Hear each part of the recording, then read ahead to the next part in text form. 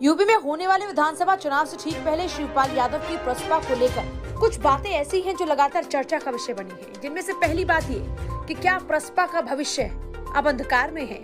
क्या गठबंधन में सिर्फ और सिर्फ शिवपाल यादव ही हैं? क्या पार्टी उनकी अब कहीं दूर दूर तक नजर नहीं आती? दरअसल शिवपाल और अखिलेश के बीच जब समझौता हुआ तो हालात बिल्कुल बदले हुए दिखे।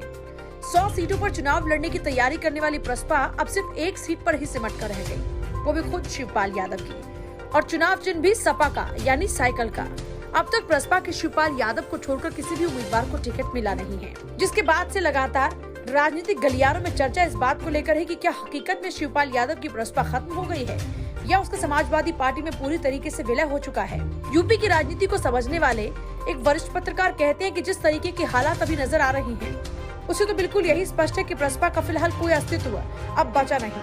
अब शिवपाल यादव को ही टिकट मिला है, वो भी साइकिल के ही चुनाव निशान पर मैदान में है।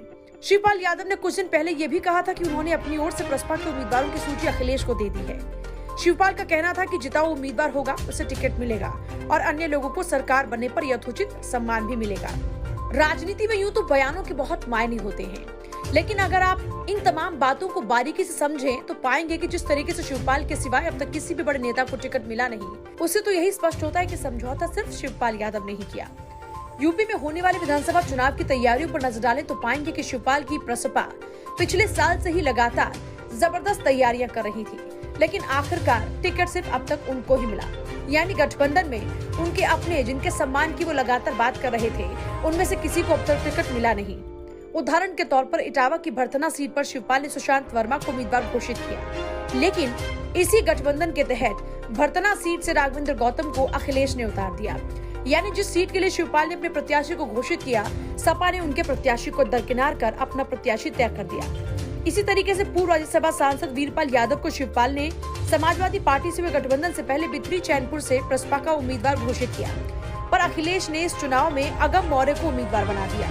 ये तो महज उदाहरण है। शिवपाल यादव की पार्टी से ताल्लुक रखने वाले पूर्व मंत्री शारदा प्रताप शुक्ला, अरुणा कोरी, शादाब फातिमा, इन समेत कई बड़े बड़े नेताओं को अब तक अपने राजनीतिक भविष्य की निश्चित तौर पर चिंता सता ही रही होगी, क्योंकि अखिलेश ने अभी तक शिवपाल यादव की पार्टी से ताल्लुक रखने वाले बड़े नेताओं को टिकट देने के लिए पत्ते ही नहीं खोले। चाचा शिवपाल और भतीजे अखिलेश यादव की पार्टी के बीच हुए समझौते को सिर्फ राजनीतिक समझौता नहीं माना जाना चाहिए, क्योंकि ये परिवार से अलग हुआ एक बड़ा धड़ा था जो समझौते के साथ समाजवादी पार्टी में विलय जैसी ऐसी स्थिति में पहुंच गया। एक और पत्रकार कहते हैं कि मान लीजिए कि शिवपाल के कहने पर कुछ जिताऊ कैंडिडेट के नाम समाजवादी पार्टी उजागर कर भी देती है, तो भी वो भी समाजवादी पार्टी के ही चुनाव चिन्ह पर चुनाव लड़ेंगे।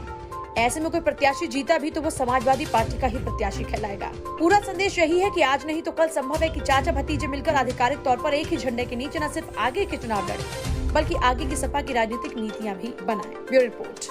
अगर आपने अभी तक हमारा चैनल सब्सक्राइब नहीं किया तो अभी सब्सक्राइब करें और बेल आइकॉन को क्लिक करके हमारी लेटेस्ट वीडियोस के बारे में अपडेट जानें।